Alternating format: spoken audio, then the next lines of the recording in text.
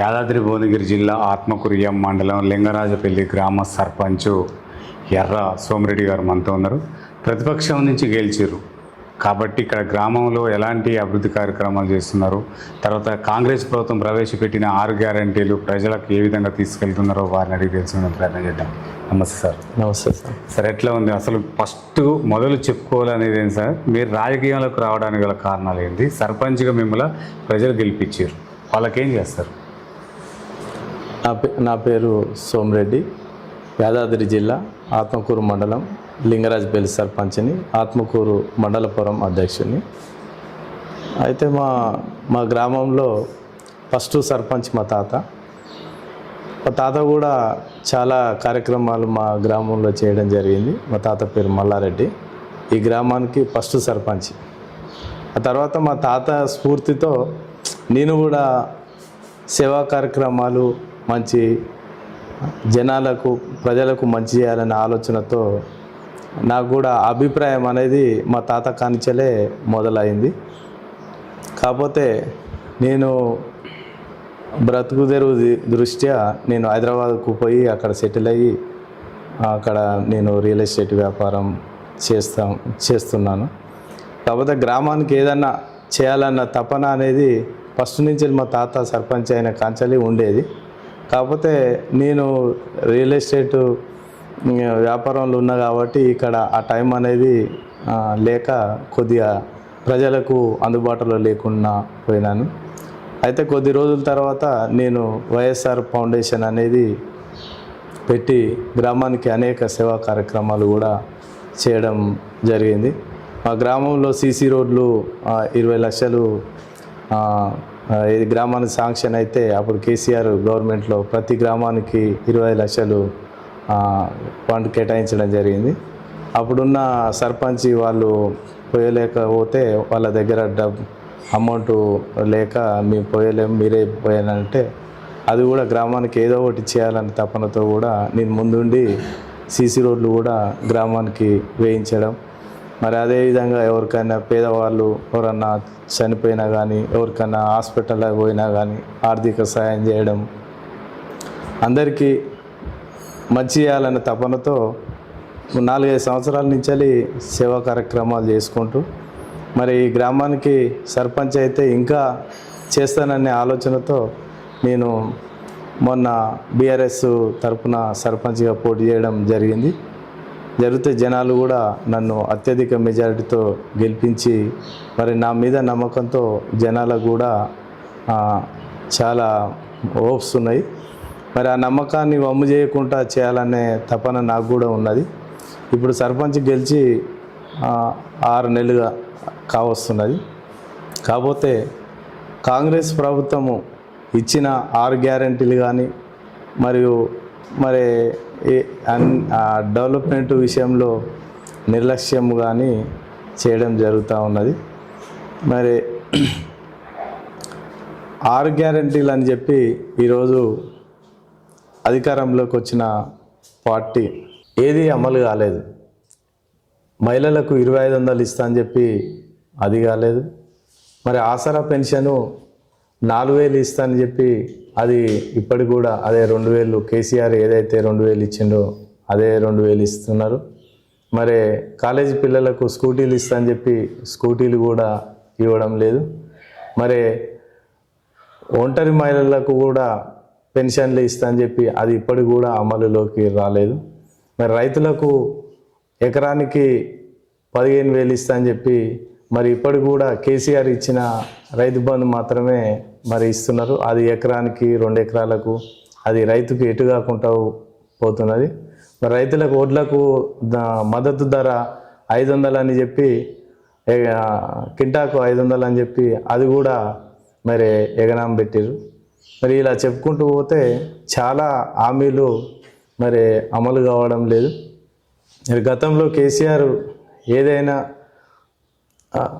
మహిళలకు కానీ, కళ్యాణ లక్ష్మి కానీ, రైతు బంధు కానీ, రైతు బీమా కానీ మరి అనేక సంక్షేమ పథకాలు మరి కేసీఆర్ హయాంలో చాలా వరకు రైతులు బాగున్నారు. మరి సంక్షేమ పథకాలు అనేది బాగా ఆ రోజుల్లో కేసీఆర్ గవర్నమెంట్లో చాలా జనాలు కూడా చాలా ఆనందంగా ఉన్నారు. కాకపోతే ఈ కాంగ్రెస్ పార్టీని నమ్మి జనాలు 6 గ్యారెంటీలను నమ్మి ఈరోజు ఓట్లు వేసిన తర్వాత ఇప్పుడు చాలా ప్రజలు చాలా బాధపడుతూ ఉన్నారు. మరి ఇప్పటికీ కూడా కనువిప్పు గాలి ముందు కొద్దిగా మాకు ఇక్కడ మాజీ ఎమ్మెల్యే గొంగిడి సునీత గారు ఈ ఆత్మకూరు మండలానికి ఎట్లాంటి సేవలు చేసింది, ఎట్లాంటి అభివృద్ధి కార్యక్రమాలు చేసింది సార్? 2 పర్యాలు ఆమె ఉన్నది, ప్రభుత్వం ఇప్పుడు కూడా పనిచేసింది మేడం గారు. ఇక్కడ ఎట్లా చేసింది సార్ అభివృద్ధి కార్యక్రమాలు?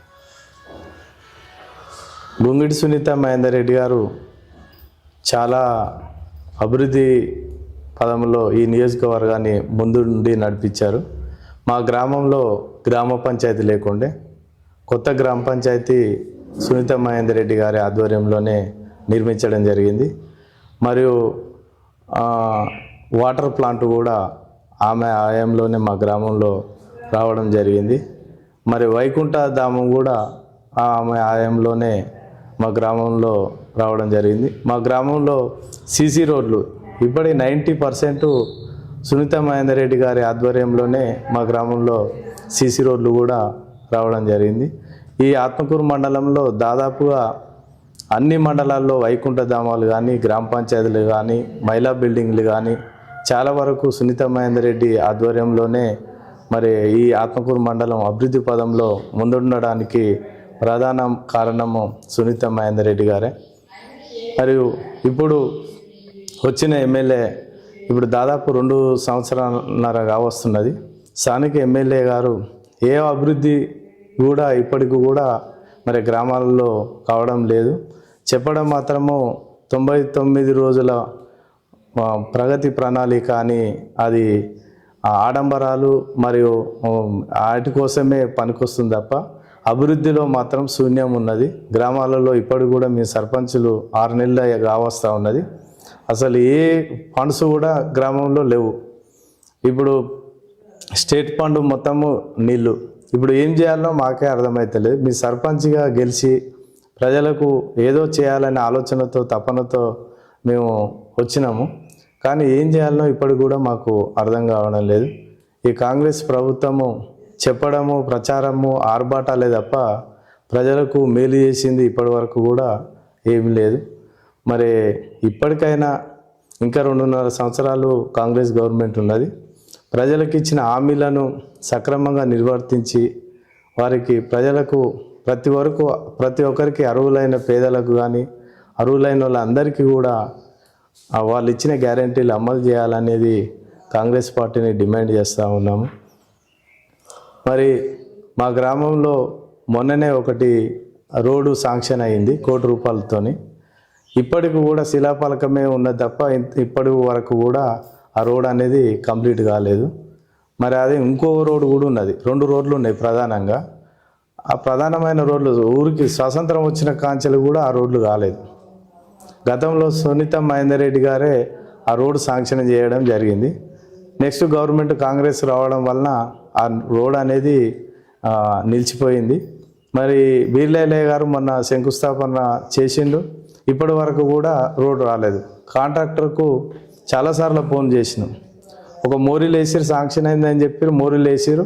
ఇప్పుడు కూడా కాంట్రాక్టర్ని అడిగితే మాకు ఇంకా ఫండ్స్ రావాలి, మేము ఇక్కడ అక్కడ రోడ్లు వేసినాం, మా కాంట్రాక్టర్ పైసలే రాలేదు, మేము ఏం చేయాలి, మా తన పైసలు అని కాంట్రాక్టర్ చెప్పడం జరుగుతుంది. చాలాసార్లు నేను 7-8 సార్లు ఎమ్మెల్యేని కూడా కలవడం జరిగింది, బీర్లయ్యని.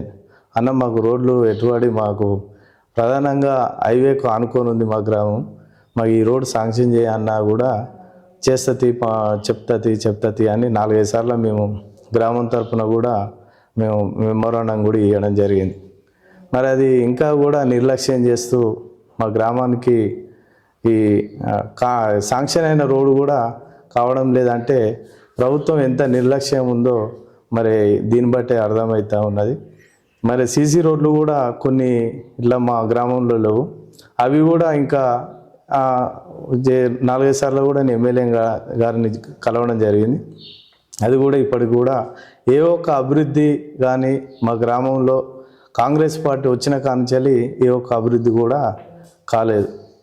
ఇప్పటి కూడా ఇంకా చేయాలనే తపన ఉంది, కానీ అభివృద్ధిలో గవర్నమెంట్ మాత్రం నిల్లున్నది.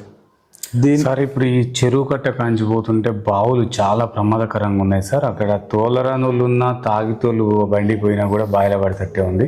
మరి ఎందుకు సార్ 99 రోజుల ప్రణాళికలో భాగంగా దాన్ని చుట్టూ పారి లాంటిది ఏమన్నా నిర్మించే ఆలోచన లేవా సార్? అయితే దానిని దృష్టిలో ఉంచుకొని రోడ్డు శాంక్షన్ చేయడం జరిగింది. అయితే మేము కూడా చాలాసార్లు చెప్పినాము, ఇటు రోడ్డు పోతే ఇటు కుంట ఉంది, అటు రోడ్డు పోతే బావి ఉంది, ఇటు రోడ్డు పోతే బొందం ఉన్నది. ఏ మాత్రం మిస్టేక్ జరిగినా కూడా ప్రమాదం జరిగే ఛాన్సెస్ ఫుల్ ఉన్నాయి. అది డేంజర్గా ఉంది. ఆ రోడ్డు తక్షణమే వేయాలని మీ ఎమ్మెల్యేని చాలాసార్లు చెప్పడం జరిగింది.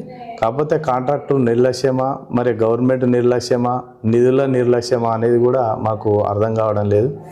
మరి తక్షణమే ఆ రోడ్డు మాకు చేయాలనేది నేను స్థానిక ఎమ్మెల్యే బీర్లయ్య గారిని డిమాండ్ చేస్తూ ఉన్నాము. అదే కాకుండా ఇంకో రోడ్డు ఉన్నది మాకు, లింక్ రోడ్డు ఒకటి ఇక్కడి నుంచి హైవే నుంచి ఒక రోడ్డు ఉన్నది మాకు. మళ్ళీ ఇంకో రోడ్డు అటు ఎమ్లకొండ నుంచి ఈ పల్లెర్ల ఆ రోడ్ అనుకొని మా గ్రామానికి ఇంకో రోడ్డు ఉన్నది. ఆ రోడ్డు కూడా తక్షణమే వేసి మా గ్రామానికి మంచి చేయాలని కోరుకుంటా ఉన్నాము.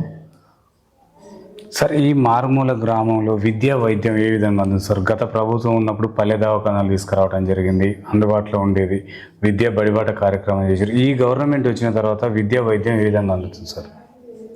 మా గ్రామంలో విద్య అనేది ఇప్పుడు స్కూలు మూసే ఉన్నది, అంటే విద్యార్థులు లేరు. మరి దాని మీద కూడా నిర్లక్ష్యమే ఉన్నది. స్కూల్ బిల్డింగ్ కూడా పాతబడిపోయింది, అంతే శిథిలావస్థకు చేరింది. మరి గ్రామంలో పిల్లలను రావాలంటే కూడా రాలేకపోతున్నారు. మా ఊర్లో ఇప్పుడు 3-4 సంవత్సరాల నుంచి స్కూల్ అనేది మూతపడ్డది. మరి దాన్ని కూడా మరి ఎమ్మెల్యే గారు దృష్టిలో ఉంచుకొని దాన్ని కూడా తెప్పించే విధంగా ప్రయత్నం చేయాలనేది కోరుకుంటా ఉన్నాము. సార్ ఇక్కడ సార్ ఇంకుడు గుంతలు కూడా కొన్ని కావాలి సార్. డ్రైనేజీ వ్యవస్థ కరెక్ట్ లేనప్పుడు ఇంకుడు గుంతలు వాడతారు సార్. ఇంకుడు గుంతలు కూడా కొన్ని ప్రజలు అంటున్నారు. మరి వాటికి ఏమన్నా మీరు ఏర్పాట్లు చేసే ఆలోచనలు ఉన్నాయంటారా? డ్రైనేజ్ సిస్టమ్ మా ఊర్లో మొత్తమే లేదు. ఉన్నది చిన్నది ఒక డ్రైనేజ్ ఉంది. ఈ మొన్ననే ఒకటి ఇంకుడు గుంత ఒకటి శాంక్షన్ అయింది. మేము మొన్న ఒక ఇంకుడు గుంత గవర్నమెంట్ తరఫున చేసినట్టుమి. మిగతాదైతే లేదు. డ్రైనేజీ కూడా గ్రామానికి అతి ముఖ్యము. ఎందుకంటే ఆ డ్రైనేజీ లేక ప్రజలు కూడా తీవ్ర ఇబ్బందులకు మరియు జ్వరాలు రావడం, డెంగ్యూ జ్వరాలు రావడం, ఇవన్నిటికి కూడా మూల కారణం ఉంటుంది. కాబట్టి డ్రైనేజీ వ్యవస్థ కూడా గ్రామానికి ఎంతో ముఖ్యము. అది తక్షణమే మా గ్రామానికి డ్రైనేజీ వచ్చే విధంగా ప్రయత్నం చేసి ఎమ్మెల్యే గారి దృష్టికి తీసుకుపోతానని నేను కోరుకుంటా ఉన్నాను. సార్ మండల స్థాయిలో ఉన్న సర్పంచ్ ఫోరం అధ్యక్షులు సార్ మీరు. ఇక్కడే గత ప్రభుత్వంలో సర్పంచ్లకు దక్కిన గౌరవం ఈ విధంగా ఉంది, ఇప్పుడు ఈ 6 నెలల్లో సర్పంచ్లకు గౌరవం ఈ విధంగా దక్కుతుంది సార్? అంటే భిన్నాభిప్రాయాలు ఏమైనా ఉన్నాయా? కాంగ్రెస్ పార్టీ సర్పంచ్ అని, బీఆర్ఎస్ పార్టీ సర్పంచ్ అని. అది తప్పకుండా ఉన్నది. మేము సర్పంచ్ గెలిచిన నెల రోజులకు వివో బిల్డింగ్లు శాంక్షన్ అయినాయి, సీసీ రోడ్లు శాంక్షన్ అయినాయి. సీసీ రోడ్లు, వివో బిల్డింగ్లు శాంక్షన్ అయినప్పుడు స్థానిక ఎమ్మెల్యే బీర్లయ్య గారు కాంగ్రెస్ సర్పంచ్లకు మాత్రమే సీసీ రోడ్లు, వివో బిల్డింగ్లు శాంక్షన్ చేయడం జరిగింది. ఎక్కడైతే బీఆర్ఎస్ సర్పంచ్లు ఉన్నారో వారికి సీసీ రోడ్లు లేవు, వివో బిల్డింగ్లు లేవు. ఈ పక్షపాత ధోరణితోనే స్థానిక ఎమ్మెల్యే గారు చూస్తూ ఉన్నారు. దీనిని ప్రజలు అనేది దృష్టిలో పెట్టుకొని మమ్మల్ని కూడా అభివృద్ధిలో ముందుంచాలనే ఆలోచన ఎమ్మెల్యే గారికి ఉండాలనేదే మా అభిప్రాయం. సార్ ఆత్మకూరు మండలంలో ఐకేపీ సెంటర్లలో ఇంతవరకు కూడా ఒడ్లు అంటే దిగుమతి కావట్లేదు సార్. ఎంతసేపు ఉన్న అమాదిల కొరత అంటున్నారు, తర్వాత మిల్లర్ల కాడ లోడ్ దింపుకోవట్లేరు అంటున్నారు. ఇక్కడ ఇట్లా ఇప్పుడు వర్షాకాలం వచ్చేసింది సార్, ఇంకా ఎంత టైం పడుతుంది? ఎమ్మెల్యే గారు దీనిపైన ఏమంటున్నారు? గతంలో కేసీఆర్ ఉన్నప్పుడు ఐకేపీ సెంటర్లో ఒడ్లు ఎమ్మటే పోయేది, నెల రోజులలో లిఫ్టింగ్ అయ్యేది. ఎక్కడ ఒడ్లు కటింగ్ అనేది లేకుండే. ఇప్పుడు అడ్డగోలుగా రైతుల దగ్గర 500 బస్తాలకు 20 బస్తాలు కటింగ్ కావడము, తూకంలో వెయిట్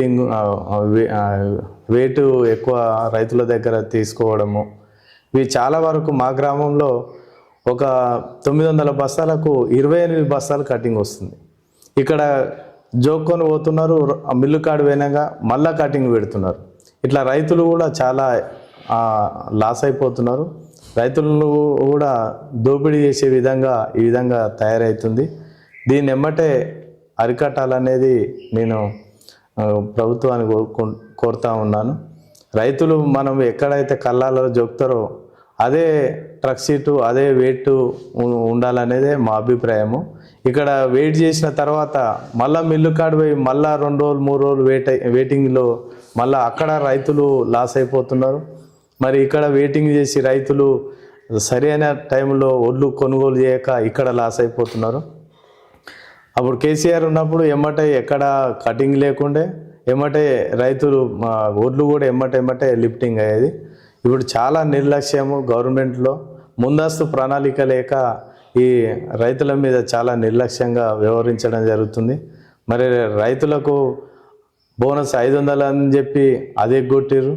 మరి ఇప్పుడు సన్న ఓట్లని మళ్ళీ ఈ విధంగా చెప్పడం జరుగుతుంది. మరి ఇది కూడా రైతుల మీద వివక్ష అనేది చాలా వరకు గవర్నమెంట్కు ఉన్నది అనేది నా అభిప్రాయము. దీన్ని కూడా గవర్నమెంట్ దృష్టిలో పెట్టుకొని రైతులకు న్యాయం చేసే విధంగా కటింగ్ కాకుండా మరి కళ్ళాలలో ఏదైతే వెయిట్ ఉంటుందో అదే వాళ్ళు తీసుకోవాలనేదే మా అభిప్రాయం. సరే, ఈ లింగరాజపల్లి గ్రామానికి ఆర్థిక వనరులు ఎక్కడి నుంచి వస్తున్నాయి సార్? ఏమన్నా ఉన్నాయా? మా గ్రామానికి ఆర్థిక వనరులు అనేది ఏం లేవు. మామూలుగా అంతా అగ్రికల్చరు సెక్టర్, ఇదంతా ఆర్థిక వనరులు అనేది ఏం లేదు సార్. ఇక్కడ ఒలిగొండ దగ్గర ఉంటుంది, ఈ గ్రామాన్ని ఒలిగొండ మండలంలో కలపాలని చెప్పేసి కొంతమంది వాదన. ఇట్లా కలిపితే బాగుంటుంది అంటారా సార్ మీ ఉద్దేశం?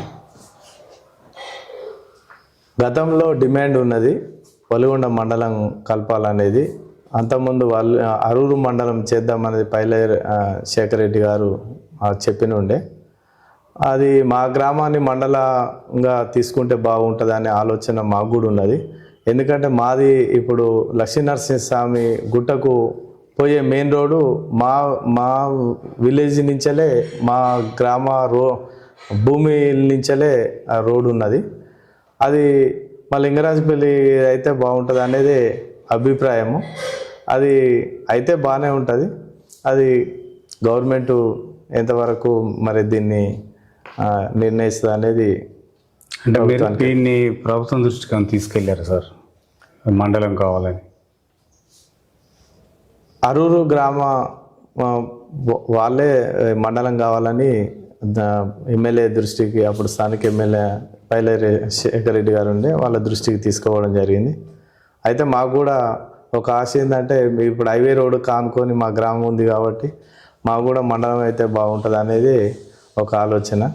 మండలం అయితే మా ఊరు మండలాన్ని చేస్తే మేము కూడా దాన్ని ఆస్వాదిస్తాము. ఒకవేళ కాకుంటే మాత్రము మేము ఆత్మకూరు మండలానికే పరిమితం అవుతాం. అంటే ఒలిగొండ దగ్గర ఉంటుంది కదా సార్? ఒలిగొండ ఇప్పుడు ఒలిగొండ మండలం కాదు, అరూరు మండలం చేయాలనేదే డిమాండ్, కొత్త మండలం చేయాలనేదే డిమాండ్. అంతకుముందు పైల శేఖర్ రెడ్డి గారికి అరూరు మండలం కావాలనేది చెప్పడం జరిగింది. ఓకే సార్, ఇక్కడ మహిళా భద్రత ఏ విధంగా ఉంది సార్? రోడ్డుకు దగ్గర ఉంది, మహిళలకు ఎట్లాంటి భద్రత కల్పిస్తున్నారు? మహిళలకు ఎటువంటి ఇబ్బంది ఏం లేదు, బాగానే ఉన్నది. మహిళల విషయంలో మంచిగానే ఉంది. సార్, ఈ గ్రామ భద్రత కొరకై సీసీ కెమెరాలు ఏమైనా ఏర్పాటు చేసిరా సార్? ఏర్పాటు చేయలేదు. త్వరలో మా గ్రామానికి సీసీ కెమెరాలను కూడా ఏర్పాటు చేయాలనే ఆలోచన ఉన్నది. అది తప్పకుండా గ్రామానికి సీసీ కెమెరాలు ఏర్పాటు చేస్తాం. అంటే దాతలు ఉన్నారా, లేక మీ ఫౌండేషన్ ద్వారా ఏమైనా ఏర్పాటు చేస్తారా సార్? దాతలని సంప్రదించడం జరుగుతుంది. త్వరలో దాతలు లేకున్నా కానీ మేము మా వైఎస్ఆర్ ఫౌండేషన్ ద్వారా కూడా సీసీ కెమెరాలు ఏర్పాటు చేయాలనే ఆలోచన ఉన్నది, త్వరలో చేస్తాం. సార్, ఈ ఉపాధి హామీ కూలీలకి కొంతమందికి ఫింగర్స్ కానీ ఐస్ కానీ పడట్లేవు అంటున్నారు సార్, అది మీ దృష్టికి ఏమైనా వచ్చిందా?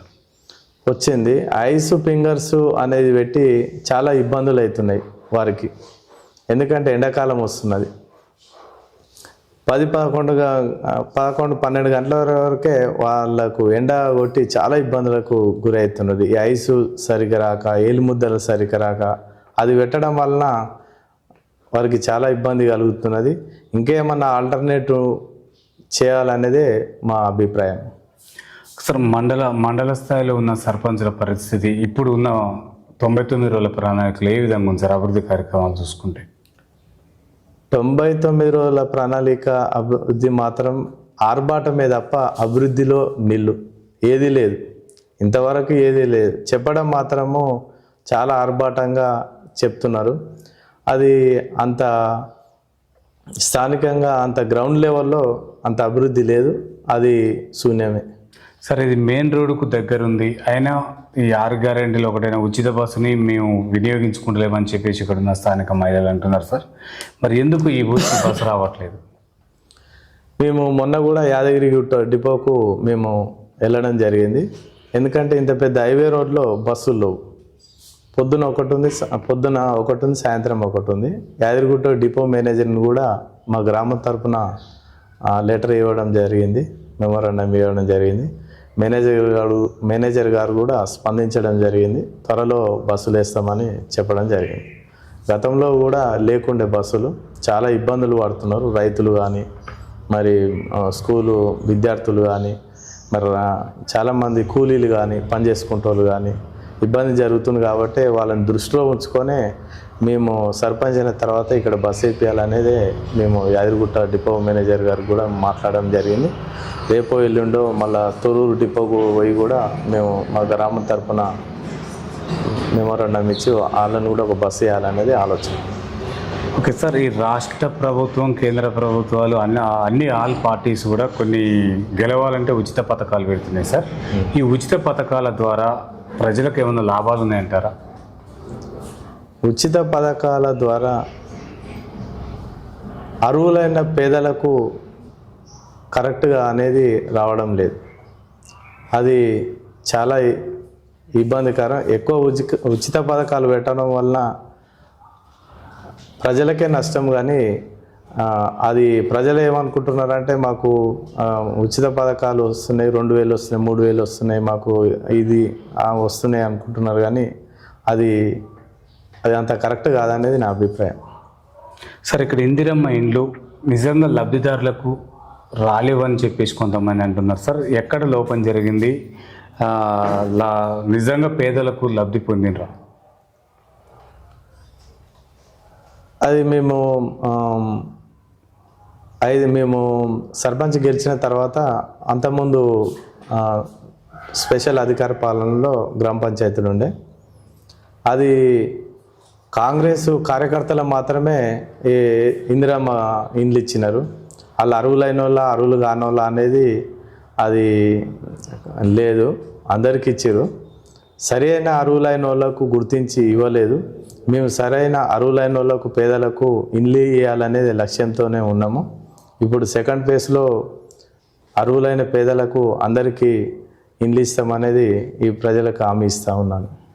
సార్, ఈ లింగరాజపల్లి గ్రామంలో ఉన్న రైతుల కొంతమంది బావుల దగ్గరికి వెళ్ళే డొంకలు కూడా రిపేర్ కావాలంటున్నారు సార్. అవి మరి మీ దృష్టికి ఏమైనా వచ్చిందా? దానిపైన మీరు ఏం చెప్తారు? రైతుల దగ్గర పొలాలకు వెళ్ళే బావులు ఉంటాయి కదా, ఆ బావులు కొన్ని ఇరుకులు కానీ కొన్ని రిపేర్లు ఉన్నాయని చెప్పేసి అంటున్నారు సార్. అవి మరి మీ దృష్టికి వచ్చిందా? మా దృష్టికి వచ్చింది, అవి కూడా త్వరలో పరిష్కరిస్తామనేది కోరుకుంటున్నాం.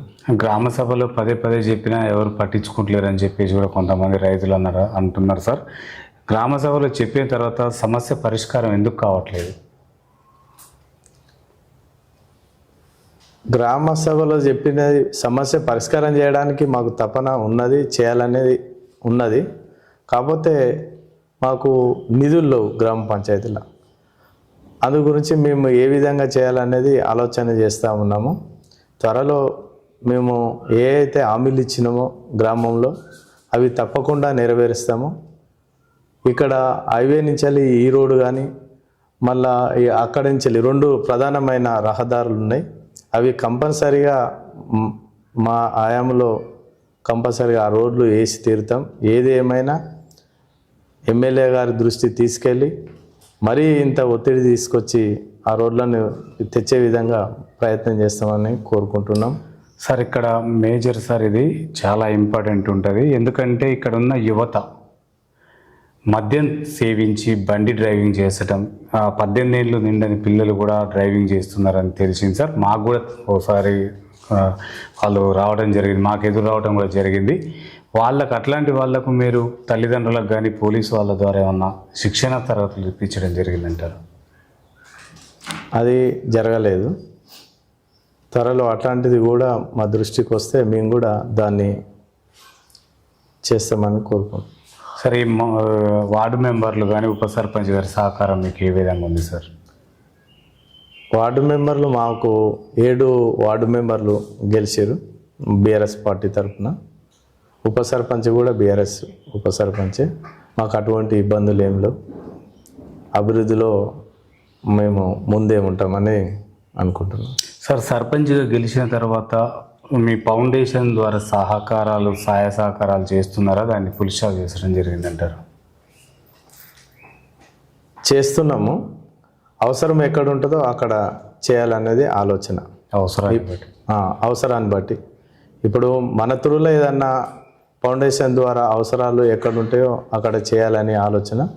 గవర్నమెంట్ నుంచి వచ్చే నిధులు కానీ వాటిని ఏ విధంగా ముందుకు అభివృద్ధిలో తీసుకోవాలనేది ఆ ఆలోచన. అవసరం ఉన్న మేరకు ఫౌండేషన్ ద్వారా చేస్తామనేది హామీ ఇస్తున్నాము. ఎందుకంటే సీసీ కెమెరాలు కూడా ఒకవేళ దాతలు ముందుకు వస్తే ఓకే, రాకపోతే ఫౌండేషన్ ద్వారానే సీసీ కెమెరాలు గ్రామంలో పెట్టాలనేది నిర్ణయించుకున్నాము. అది త్వరలో చేస్తామని సార్ ఈ నూతన పెన్షన్ లబ్ధిదారులు, నూతన పెన్షన్ అప్లికేషన్ పెట్టుకున్న వాళ్ళు ఎంతమంది ఉన్నారు సార్? దాదాపు ఒక 40 మంది ఉన్నారు. నూతన పెన్షన్లు అప్లికేషన్ పెట్టుకున్నారు. మరి అది గవర్నమెంట్ ఇస్తుందా ఇయ్యదా అనేది ఇప్పుడు 2వ తారీఖే పెన్షన్లు ఇస్తామని చెప్పారు. ఇంతవరకు కూడా 3వ తారీఖు ఈరోజు, ఇంతవరకు కూడా దానికి సంబంధించింది ఎటువంటిది కూడా గైడ్లైన్స్ రాలేదు. మరి అది ఎంతవరకు అనేది ఇంకా తెలియదు. సార్ గత సర్పంచ్ల కంటే గత నాయకుల కంటే మీరు ఈ లింగరాజపల్లి గ్రామాన్ని ఎలా అభివృద్ధి చేయబోతున్నారు? మీ దగ్గర ఉన్న ప్రణాళిక ఏంటి సార్? గతంలో మా గ్రామం నిర్లక్ష్యానికి గురి కావడం జరిగింది. అందుకే నేను సర్పంచ్ కావాలి, గ్రామం అభివృద్ధి ధ్యేయంగా, ప్రజా సంక్షేమమే లక్ష్యంగా, ప్రజా శ్రేయస్ కొరకు పనిచేయాలన్న తపనతో వచ్చినోన్ని. అందు గురించి అభివృద్ధిలో రాష్ట్రంలోనే కాక దేశంలోనే ఒక అభివృద్ధి పదంలో ముందుండాలనే తపన ఉన్నది. అది తప్పకుండా నెరవేరుస్తాననేది నమ్మకం మాత్రము నాకున్నది. చాలా వరకు మా గ్రామంలో సీసీ రోడ్లని పూర్తిగా కంప్లీట్ చేయడము, అర్హులైన పేదలందరికీ ఇండ్లు ఇప్పియడము, అర్హులైన పెన్షన్దారులందరికీ పెన్షన్లు ఇవ్వడము, పార్టీలకు అతీతంగా మనము ప్రజా శ్రేయస్ కోసమే పనిచేయాలనే లక్ష్యం ఉన్నది. ఏది గవర్నమెంట్ నుంచి వచ్చిన లబ్ధిదారులకు ప్రతి ఒక్కరికి కూడా ఈ పార్టీ ఆ పార్టీ అనకుండా అది అమలు చేసే విధంగా ప్రయత్నం చేయాలనే తపనున్నది. మా గ్రామంలో సీసీ రోడ్లు టోటల్గా సీసీ రోడ్లు చేయాలనేది ఒక లక్ష్యం ఉన్నది. డ్రైనేజ్ సిస్టమ్ కూడా పూర్తిగా చేయాలనేది అదొకటి ఉన్నది. ఇంకోటి మా గ్రామానికి టెంపుల్ అనేది కట్టాలనేది ఒక ఆలోచన ఉన్నది. టెంపుల్ అనేది మామూలుగా 20-30 ఏళ్ళ నుంచి మామూలు టెంపుల్ మామూలుగానే ఉన్నది. అది టెంపుల్ కడతానని కూడా గ్రామ ప్రజలకు నేను హామీ ఇవ్వడం జరిగింది. అది కూడా టెంపుల్ కూడా మేము కడతాము. గ్రామాన్ని అభివృద్ధిలో ముందుంచాలనే లక్ష్యము. నీరు కానీ, పారిశుద్ధ్యం కానీ, మరియు శానిటైజర్ ఇవన్నీ పరిశుభ్రత కూడా ఉంచాలి. మళ్ళా ప్రతి ఇంటికి మొక్కలు నాటే విధంగా, పచ్చదనం అనేది గ్రామానికి కనిపించే విధంగా, ఆరోగ్యకరంగా ఉండాలనేది లక్ష్యము. గ్రామం ఎంత అభివృద్ధిలో ముందు ఉండాలి అనేది ఒక లక్ష్యము, ప్రజలు ఎంత ఆరోగ్యంగా ఉండాలనేది అంతే లక్ష్యంతో ముందుంచుతానని కోరుకుంటూ ఉన్నాను. రాష్ట్రంలోనే కాకుండా దేశంలోనే ఒక ఆదర్శ గ్రామంగా అభివృద్ధిలో ముందు ఉండే విధంగా పనిచేయాలనే లక్ష్యంతోనే వచ్చినాను. అది నెరవేరుస్తాను. ఆ కళ నెరవేరాలనేదే తపనున్నది. అందరూ బాగుండాలి, అందులో నేను ఉండాలనే లక్ష్యం నాది. Okay sir, thank you sir. చూస్తున్నానండి మీ తెలుగు టీవీ మరో సర్పంచ్తో మేము ముందుకు వస్తాం.